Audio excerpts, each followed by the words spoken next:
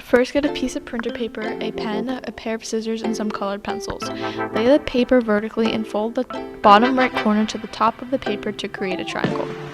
Then take your scissors and cut the remaining paper off. Now that the paper is a square, unfold the already folded edge and do the same thing to the other corner. Next, fold the paper horizontally and rotate it 90 degrees and do the same thing again. Now lay the paper flat again and take all the corners and fold them into the middle. There should now be 4 triangles. Next, flip the paper over and fold all the corners into the middle again. This should create a smaller triangle. Now the square should be even smaller. Flip the paper over and fold it in half.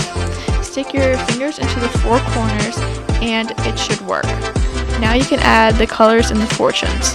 The front 4 squares should be a color, so fill them in. Next, open it back up and put numbers on all the little triangle pieces. Finally, flip the triangle flaps up and this is where you put the fortunes. Now that it's all done, fold it back up and you can go give someone their fortune.